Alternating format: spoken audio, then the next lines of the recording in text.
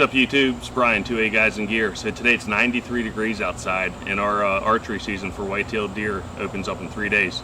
So we're getting ready for the bow hunting season in full heat. So I was getting my pack ready today and I wanted to go kind of through it real quick.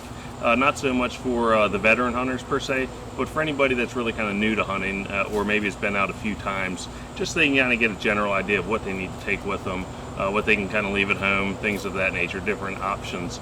So we'll go through this real quick. First of all, obviously you need a pack. It doesn't need to be some super high-end pack. This one is actually an old Camelback water bladder pack or hydration pack. The bladder broke and I repurposed it into a hunting pack, so it works great. The biggest thing you have to look out for with packs is make sure that you have a full range of adjustment in your straps. And the reason why, it's 93 degrees, like I said. In 3 days when we're out bow hunting, we're gonna have real light clothing on, probably just some long sleeve t-shirt material and pants, nothing more, so you can draw these straps in tight.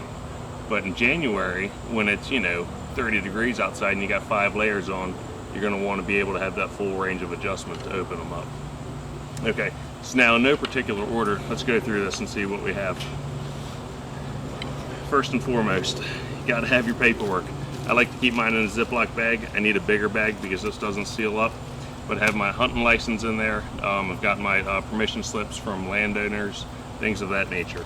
I also carry a pen and a pencil. Pencil is if it's 20 degrees outside and the pen freezes up, you at least have something to fill out your field tags with. Now as far as attaching a field tag to a deer, what I like to do, fill out my tag, and I keep a little baggie full of wire ties. Nothing crazy, just a standard wire tie. Any size will do. I just happen to have this little guy here. That way what I can do is I can attach the tag either to an antler or to an ear, like put it inside the ear and zip it in there shut so it won't go anywhere. Okay, so keep hot hands in there. Use them occasionally, not that often, but they're there in case I want them. Another item that we have to look at as far as field dressing the deer. Once your deer's down, first thing you have to do is put your tag on it. You have to field dress it, of course. I'm a big fan of the Butt Out 2 tool, and I don't know if you guys have used them or not, but you have to get the butt out of the deer somehow.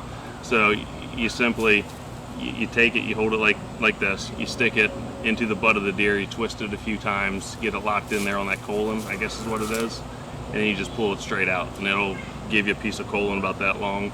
Generally it breaks off or comes out completely. Sometimes you have to cut it off. What I like to do is take a blue nitrile glove and stick it back in there, keep all that nastiness contained. Now, another thing with these butt outs, actually before I put that away, is these little arrow tips, I guess you would call them. They have a tendency of breaking off. So, and if you only have 3 arrow tips and not the 4 that it comes with, it's no good, throw it in the trash. So what I do, because I like this tool so much, I actually carry 2 of them, just in case. I've been out in the woods before, and I've had one of the tips break off, and I had to do it the old way, I guess you would call it, is cutting out the anus with a knife, and well, that's just no fun.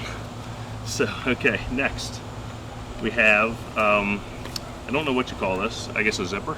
Basically what it is, it's a standard utility knife blade. It goes in the zipper, so once you start cutting through the skin of the deer, you can actually just take this in there, hold it with your fingers, and you can actually just slide it in and zip straight down without worrying about cutting the intestines, the stomach, things of that nature. And it actually works really well. So your skin, or your, I guess it would be your skin, is going to ride along the blade, and this part here is going to ride along the stomach. And it makes it so foolproof. You don't have to worry about, like I said, getting a knife in there and riding the knife up there and accidentally nicking the guts. Okay, let's put that away before I cut myself on it. Okay, next, so I like to carry, actually let me skip that. Next is pocket knife, or a knife. This one is the Mora. Now this knife here, this is actually relatively new to me. I used to have one that was orange, but I traded it to somebody. And the orange is nice because if you drop it out in the brown leaves, it's easy to find. But this is a Mora. You can get these on Amazon for like $15. Carbon blade, and they are extremely sharp and extremely durable. And the nice thing about them is they're $15, so you can buy 2 or 3 of them. And they come with a great little sheath, and they are an awesome knife. Now, I also carry another knife, just in case I lose that one, something happens to it. whatever. And this is just an old Schrade folding knife, similar to the Buck 110. Now I don't use this as my primary knife because it's a folder. After you clean 1 or 2 deer with the folding knife, this groove here is going to get full of just junk. Whatever you cut out from the inside, it's going to be inside the groove here, and it's a pain to clean. So I don't like to use it unless I have to. I also keep a folding saw. Now this could be used for a couple of things actually. Could be used for cutting a limb down in front of your tree stand or your blind. It could be used, and I've used it a few times on larger deer where I wasn't worried about a mount or anything, cutting the actual sternum. So that way it's easier to get your hands in there with your knife and reach up there and cut the windpipe while you're field dressing it.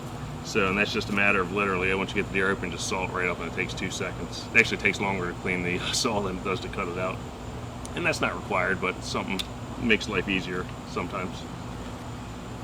Okay, now, what's next? Let's see. Zip into the main pouch here. All right, now, I like to carry old grocery bags. These are nothing more than old Food Lion bags. And the reason I do that, I've got 3 of them in here. The reason I do that, once you're getting done with all your field dressing, everything's covered in blood. And instead of throwing it back in your pack, you can put it in a bag first, then throw it in your pack. It keeps everything a little cleaner. Next, and this is no order, toilet paper. Obviously, there's one use for toilet paper that you could think of, I'm sure. And the other use actually is if you're tracking the deer, and you're tracking the deer. Let's say you've got 100 yards through deep brush, and you're tracking it, and you don't want to lose that blood trail. So maybe what you could do is rip off a piece of toilet paper, and every time you see blood, especially if it's faint blood, not like a huge trail, you just drop a piece of toilet paper there, and that'll help mark a trail, and it's biodegradable. So if you leave it out there, it doesn't matter. Okay, going back to field dressing.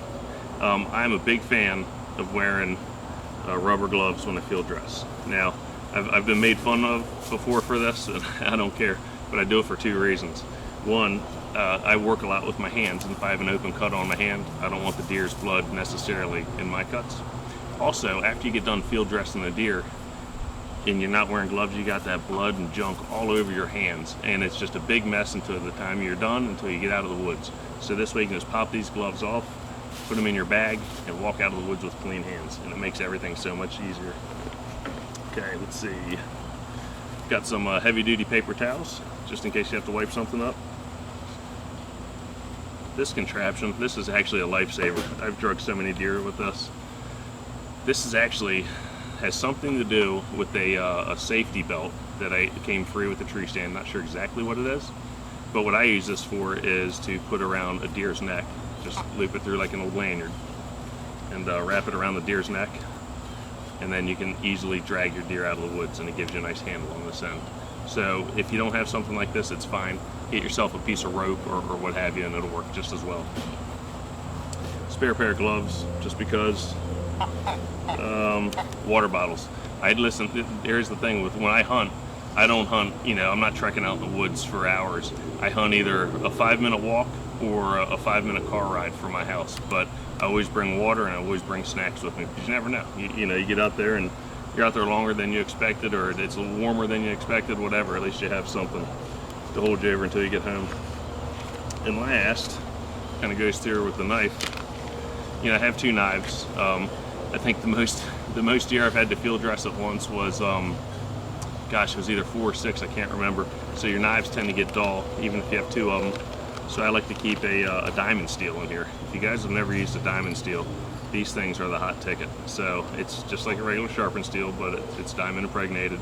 Just a few swipes with it on each side of your blade, and you're back in business. I mean, these things are awesome. So I keep this little guy in here, and then I have a full-size steel in my basement, in my kitchen.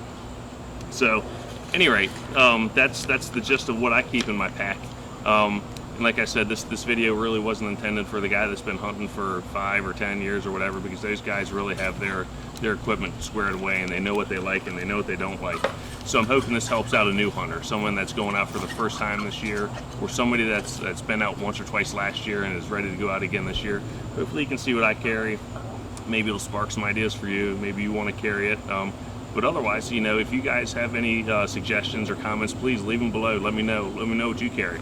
So thanks for watching, and if you enjoyed it, please subscribe.